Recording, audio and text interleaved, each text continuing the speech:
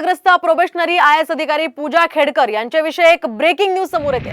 पूजा खेडकर यांच्या दिव्यांग प्रमाणपत्राची पुणे पोलिसांकडून आता चौकशी होणार आहे। दिव्यांग आयुक्त कार्यालयाने दिलेलं प्रमाणपत्र जे आहे त्या प्रमाणपत्राची चौकशी करावी असं पत्र दिव्यांग आयुक्त कार्यालयाने पुणे पोलीस आणि अधिकाऱ्यांना दिलं होतं। जिल्हाधिकाऱ्यांना सुद्धा या संदर्भातले आदेश देण्यात आले होते। तर पूजा खेडकर यांच्या दिव्यांग प्रमाणपत्रावरून संशय असल्यामुळे दिव्यांगांसाठी काम करणाऱ्या संघटनेने सुद्धा या प्रमाणपत्राची चौकशी करण्याची मागणी केली होती आणि आता अखेर या प्रमाणपत्राची चौकशी होणार असल्याचं कळतंय। प्रमाणपत्र कुठून दिलं गेलं, कोणत्या जिल्ह्यातनं मिळवलं आणि कोणत्या डॉक्टर आणि रुग्णालयातनं पूजा यांची तपासणी झाली, या सगळ्या बाबी आता तपासल्या जाणार आहेत।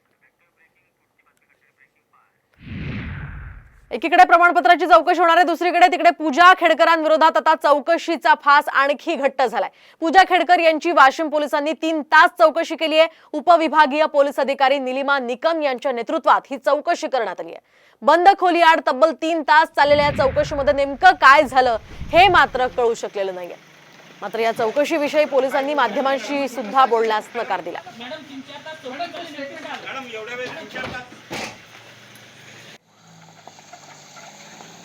एकूणच आपण पाहतोय पूजा खेडकर यांच्याविषयी नवनवीन खुलासे होत आहेत। नवनवीन त्यांचे जे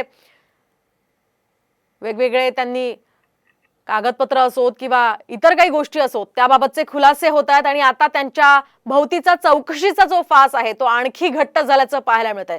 3 तास त्यांची जी चौकशी झाली त्यामध्ये नेमके त्यांना कोणते प्रश्न विचारले गेले, कोणकोणत्या संदर्भात त्यांची चौकशी झाली ते काही कळू शकलं नाहीये। मात्र लवकरात लवकर या प्रकरणी निकाल लागणार असल्याची सुद्धा शक्यता आहे। त्यामुळे वादग्रस्त पूजा खेडकर यांनी आणखी काय काय कारनामे केलेत ते पाहणं अतिशय महत्त्वाचं असेल।